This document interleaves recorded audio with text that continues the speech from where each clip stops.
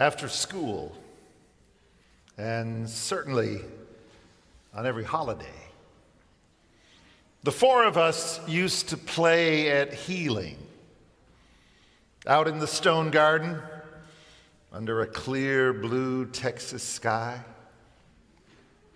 I'm not quite sure which of us first invented the game, or that any of us would want to claim credit for that today. Perhaps it all came about because of all of the stories we heard at Sabbath school about missionary doctors and nurses toiling over broken bodies in far-off jungle places.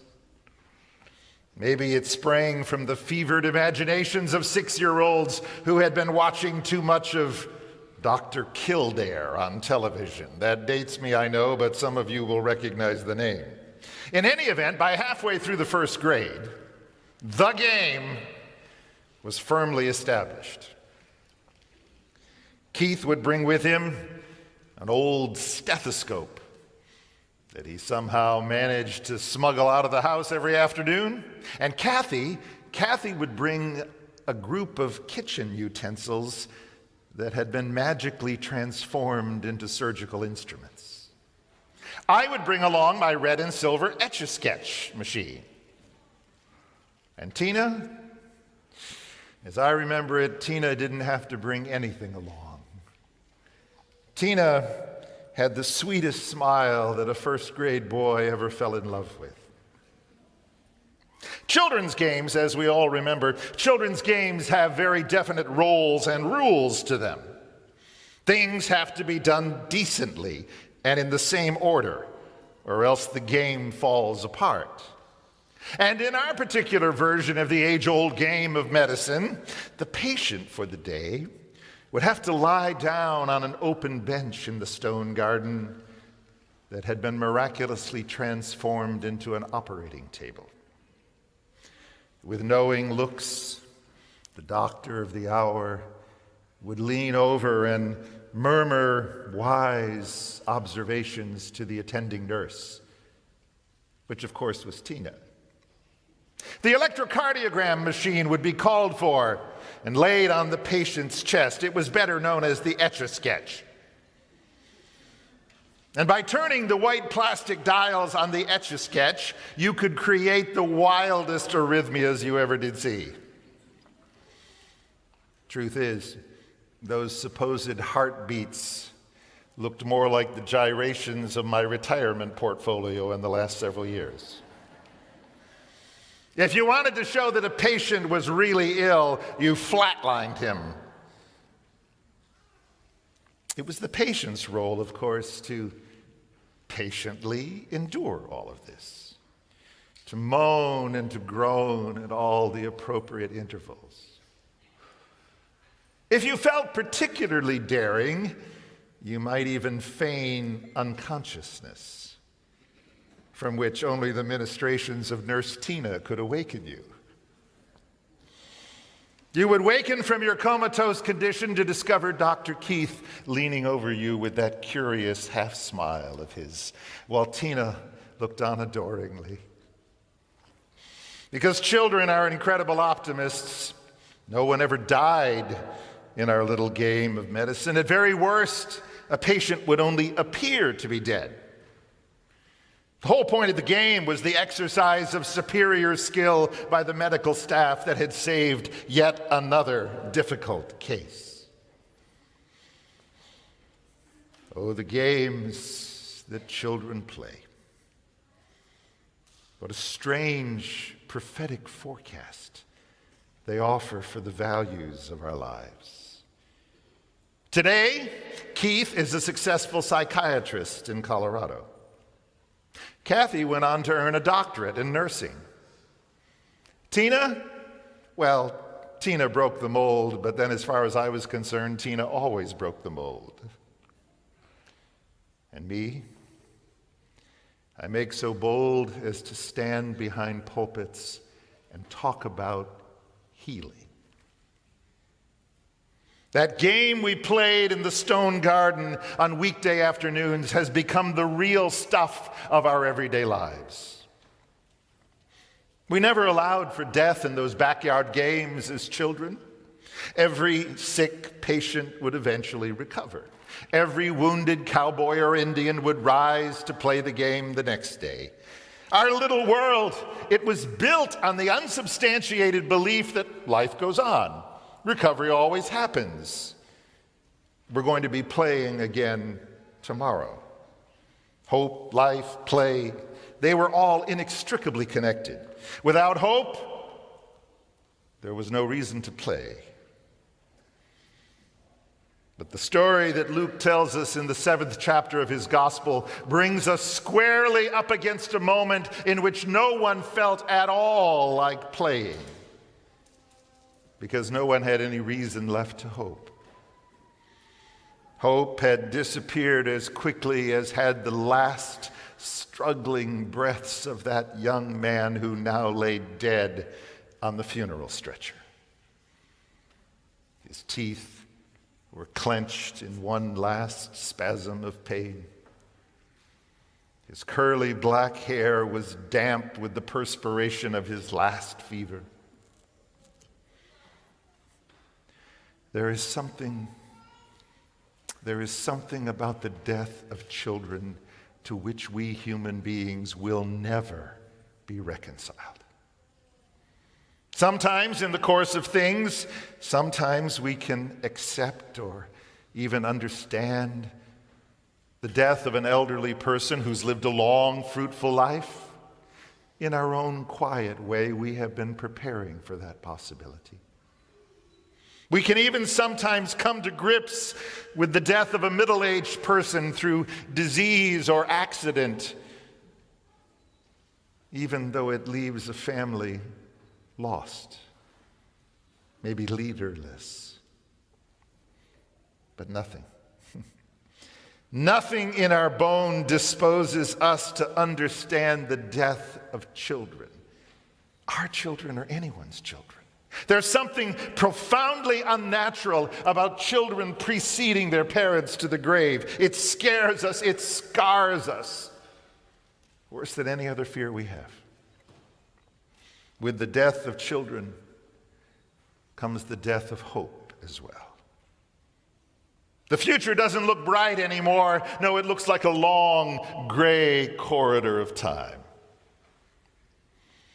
And on that day in the village of Nain, I suspect that people who never otherwise went to funerals at all came out that day to stand with this unnamed widow as she walked behind the funeral stretcher that carried her only son. Her loss? It was much more than her loss. The whole village felt it keenly. Not only had death dealt a blow to a young man they knew and loved, but death had dealt a double blow by blasting their hopes as well. I mean, if young men like that could be cut down in the prime of life, would life ever again be sweet or clear? How could the children go out in the street again and play their funny little games of doctor and rabbi and carpenter? It's very likely that the entire town had turned out for this funeral in the hilltop village of Nain. And it's just now, as Luke shows us the scene in the 7th chapter of his gospel, the somber procession is passing through the gates down toward the cemeteries that to this day still line the way to Nain. It was the worst possible day for a funeral. The sun shining warm and cheerful in the sky. The songbirds twittering in the olive trees along the edges of the road. The wheat down in the valley blowing gently in the morning breeze.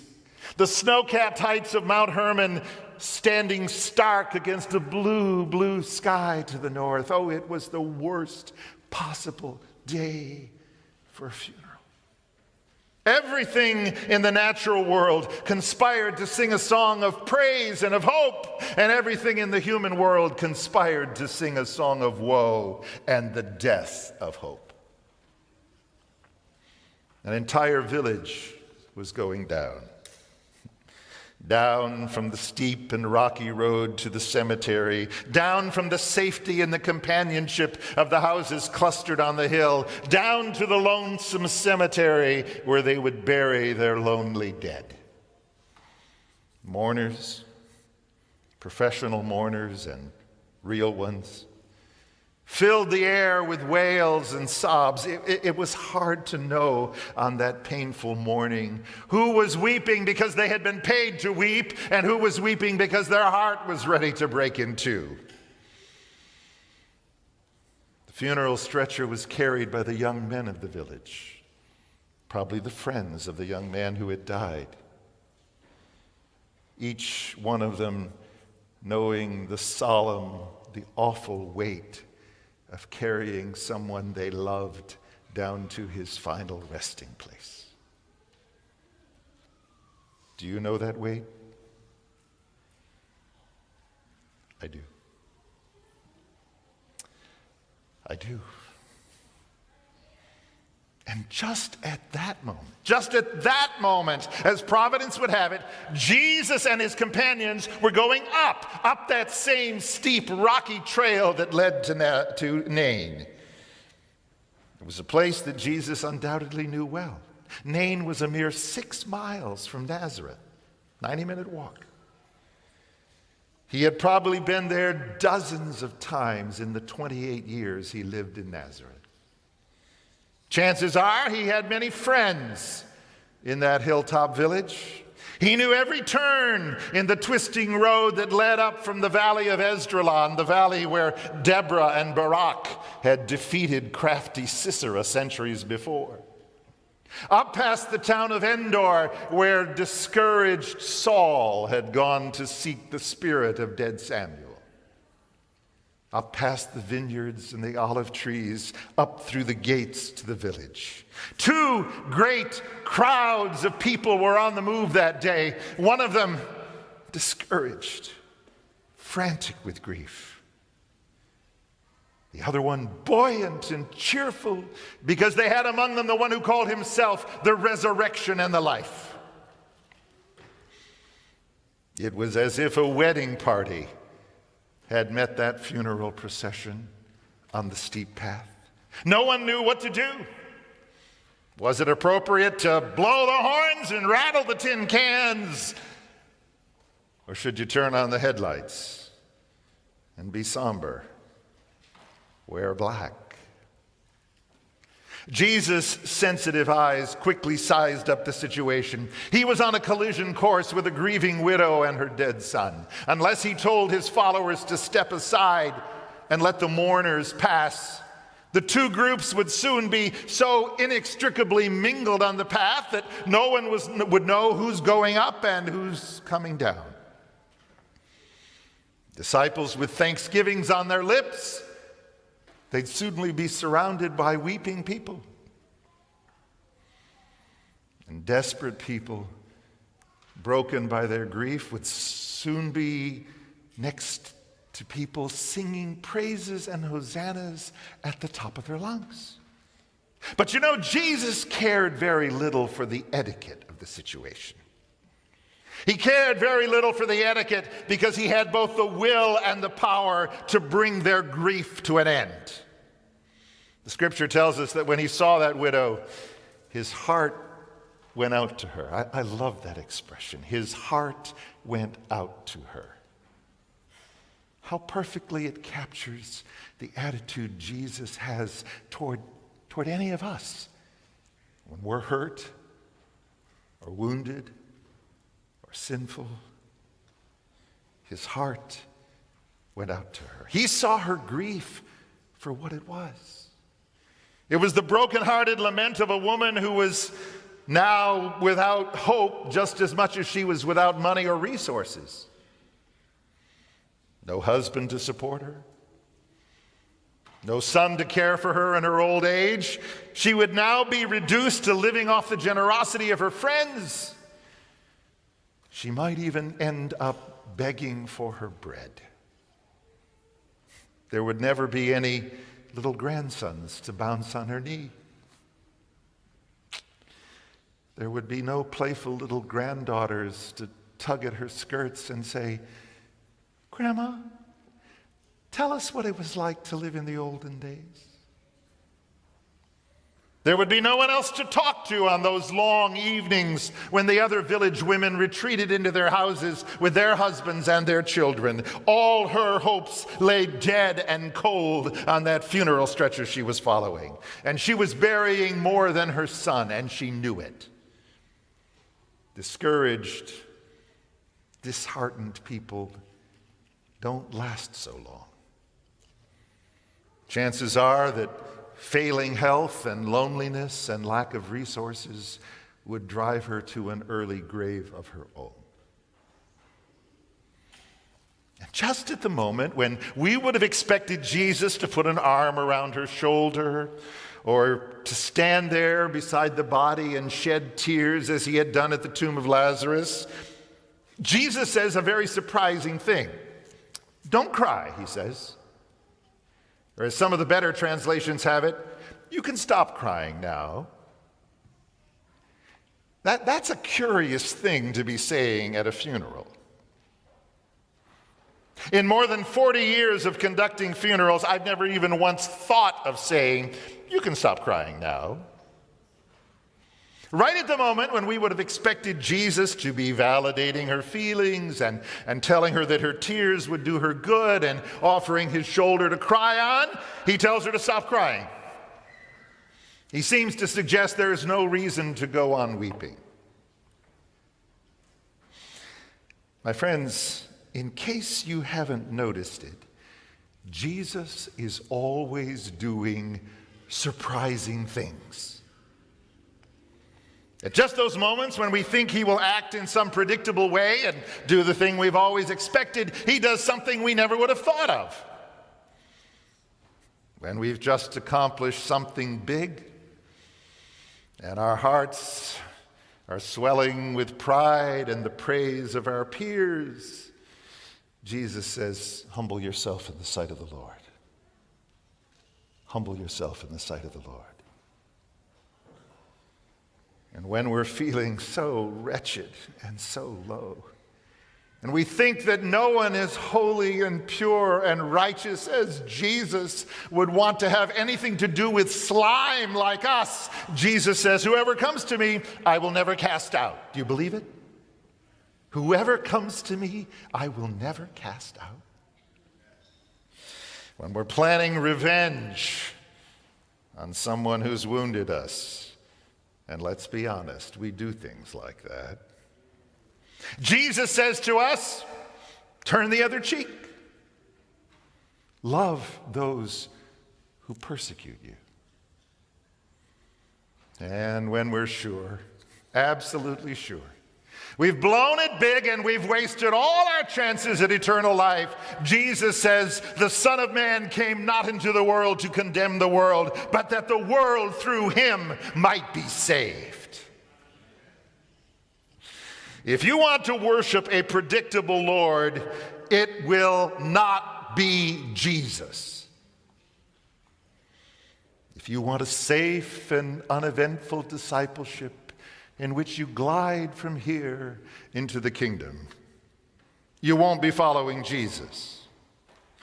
It's Jesus who thrives on surprise. It's Jesus who delights in what we call dilemmas. It's Jesus who revels in resurrections. And on that morning of mourning, Jesus took their grief and he turned it on its head and he brought it up dancing. He had declared that it was the essence of his mission to reverse our painful, hurting, broken condition as human beings. He said it was to preach good news to the poor, proclaim freedom for the prisoners, cause the blind to see, let all who were oppressed go free. And you know, when you've got a mission statement like that, you can afford to do a few surprising things, even on days like funerals. Scripture doesn't tell us how this widow reacted to his strange command to stop crying. Doesn't tell us.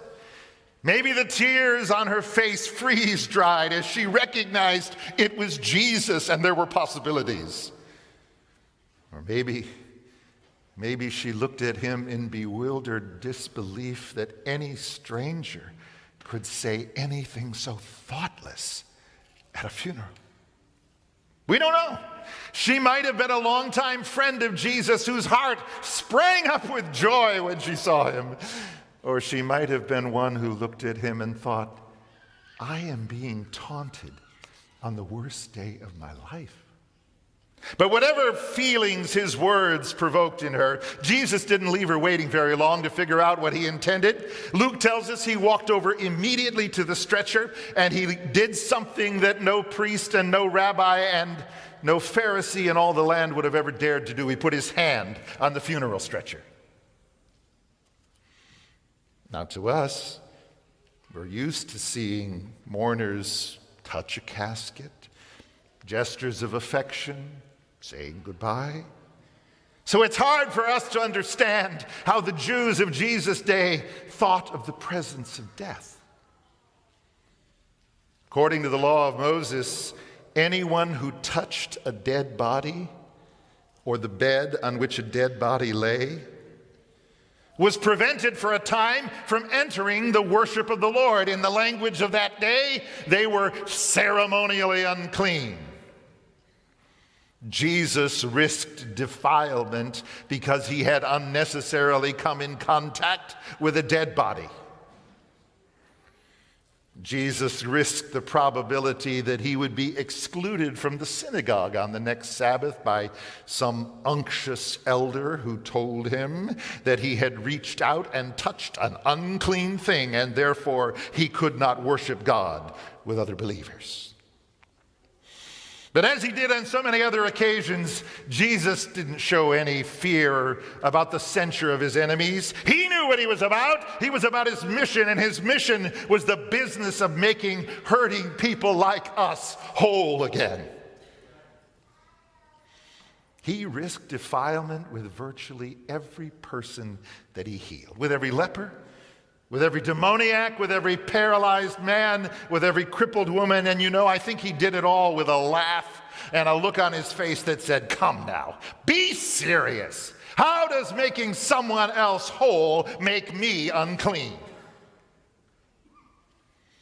And then Jesus said something. He said something to that lifeless form on the funeral stretcher that no rabbi and no priest and no Pharisee in all the land would have dared to say because it was blasphemously impossible for them to do. Young man, he said, I say to you, get up. Now, it sometimes falls to those who speak from the front of a church to give good advice. So I'm going to offer some this morning.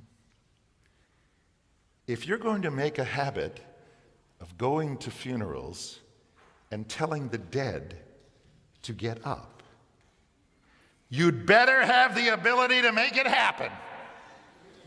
Or you're going to be torn limb from limb by some angry mourners. But Jesus was in no danger from difficult people that day. Jesus had then, Jesus has now uncreated, unimaginable power in his hands.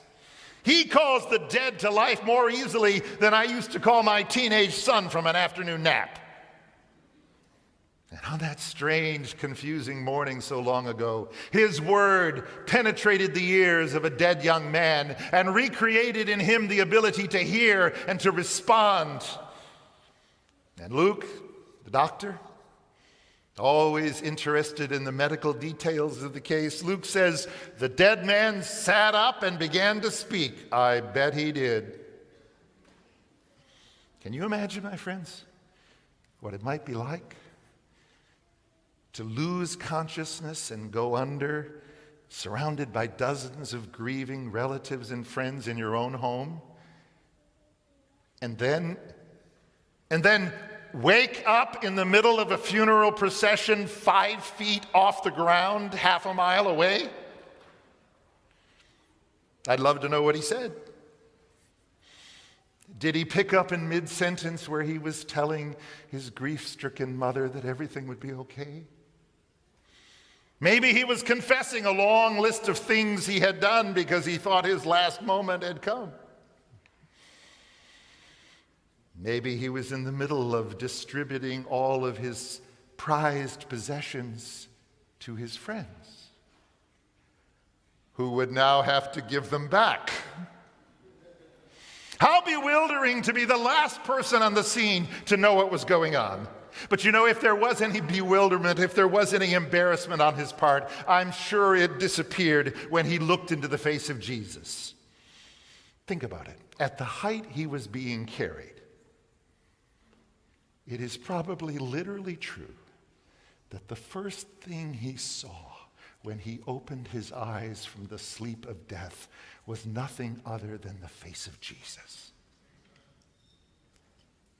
This nameless young man, resurrected at the gate of his own city, he was the first one to know the consolation with which millions of Christians have closed their eyes in the sleep of death in the centuries since then, knowing that the next thing they're going to see on that great getting up morning is nothing other than the face of Jesus.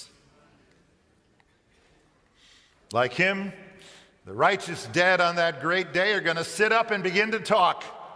But you know, I think rather than continuing their confessions or handing out their possessions, I think the thing that's going to happen, the words that are going to be on every resurrected tongue go something like this. Worthy, worthy is the Lamb that was slain to receive power and wealth and wisdom and strength and honor and glory and blessing, all praise to the gentle healer. My friends, I want you to use those rusty, sacred imaginations of yours this morning. I want you to think of what it must have been like to be outside the walls of Nain on that morning so long ago when Jesus simply spoke a word that raised a young man back to life and gave a widow her son back. When he proved conclusively he's the Lord over pain and death. Do you think that those people in the crowd just quietly turned around and dispersed back to their individual homes? Do you think, my friends, that all those who had just witnessed the foretaste of the final defeat of Satan, they just looked at each other and said, well, wasn't that nice? What are we having for lunch? Do you think, my friends, that all of those deliriously delighted people, all of those ecstatic ex-mourners, do you think they just shuffled back and picked up their tools and their dust claws and went back to work? My friends, I don't know about your sacred imaginations, but I can tell you what I see in mine. I see a crowd of people almost leaping into the air out of excitement for what Jesus has done. I hear a thunder of voices outside the walls of Nain, picking up the words of the psalmist and hurling them to the sky. You have turned our mourning into dancing, Lord. Our feet are filled with your praise. I feel the strong arms of Jesus and fellow believers around me as we lift up our praise to our incredible healer. See, my friends, this morning I participate by faith in the victory of Jesus. I share this morning in the triumph of his healing power. I draw strength this morning from the knowledge 2,000 years ago, a gentle healer named Jesus brought someone he loved back to life, and that one day soon, very soon, he's going to call me and those I love unto life eternal. But I have to admit, I've been having an argument with the Lord recently. Perhaps I shouldn't admit it. I have been having an argument with the Lord about where I'm going to be on resurrection morning. You see, part of me wants to be at a little hillside cemetery in Heath, Massachusetts, where my grandfather, whose name I carry, my grandmother, my aunts, cousins, my mother, my father, are all buried. Oh, I want to be there. I want to be there on resurrection morning. But I also want to be at a cemetery on the east side of Syracuse, New York, where my Italian grandparents lie waiting the resurrection morning. They struggled to come to faith, and sometimes they struggled in faith, but they died in the hope that they would see Jesus again. I want to be in Syracuse on resurrection morning, but then I want to be at a little churchyard in central Michigan, where the best friend of my teen and college years waits for Jesus. Jeff and I were first competitors for the top grades in class, and then reluctant prayer partners, and then friends, and then best friends. When we started seminary, we decided to share an apartment. 3 weeks into seminary, he went that way one morning to class, and I drove the other way, and Jeff never made it. I stood at the open face of that little churchyard grave, and I thought about a day that can't come soon enough. Oh, I want to be in central Michigan on resurrection morning. You have your stories too. Some of you are having your arguments with the Lord. I don't know how he's going to do it, but somehow he's going to make us happy beyond words on that great morning. My friends, not only do I believe this morning that Jesus can bring a dead disciple back to life, but I have come to believe in the last few months that Jesus can bring comatose congregations and quiescent conferences back to life as well.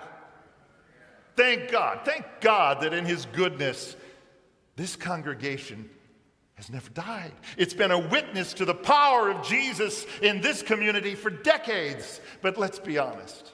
The events of the last 15 months have been a hit on all of us. The collective sorrow, the pain, the losses that each one of you can enumerate, the friends, the loved ones, the fears. They've driven us to a moment in which we barely dare to hope. And even before this pandemic arrived, we were watching the increasing isolation of believers from each other, somehow not understanding how much we need each other, how much we are healed in the presence of each other. Throughout this body, there has been a sense of illness and disease, well beyond this congregation, all over this movement. The woundedness of individuals has become the woundedness of a movement, and right now, we stand in need of a gentle healer as never before in our history. But my friends, as I said a moment ago, I do have a sacred imagination, and I'm here this morning to tell you that it works real well. I'm here in the name of that gentle healer to tell you that I see a future for this movement in which healing abounds. I see broken, shattered lives that can be made whole when God's people gather together and express the love that redeems them. I see this movement as a place where lonely, discouraged people can walk into the doors and find a community that will embrace them.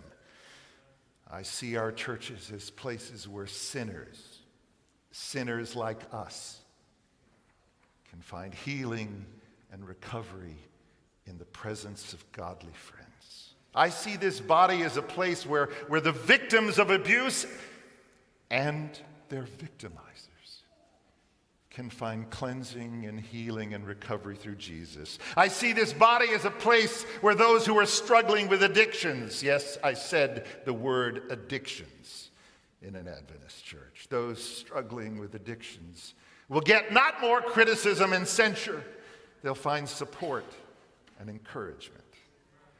I see this body as a place where those who have had the self-esteem crushed out of them will have the arms of God's people wrapped around them. I want to be part of a healed body. I want to be part of a healing movement and community. I want to be part of a church that, like Jesus, is unafraid of sin, unafraid of dirt. A church that wades into the community with its arms open. A church that gathers in and includes and doesn't separate and exclude. If that's the church you want to be part of, just say something to Jesus this morning. If that's the church you want to be part of, in your hand, in your heart, let there be some upward reach. You don't have to come to the front. You don't have to know all the words to just as I am. All you have to do is to tell Jesus, that's the kind of church I want to belong to. I need to know today, are there people out there who still dream of what we could be? Are there people here this morning who long to see this church and this movement worldwide be more than what it is today? If so, say with me those words those villagers in Nain must have said, Lord, you have turned our mourning into dancing. Our feet will be filled with your praise. The prophecy for this church is of healing for its members, healing in its community, healing for the friends, the neighbors, the broken people who, like us, need the grace and mercy of Jesus every day. To him, to Jesus alone, be glory forever and ever.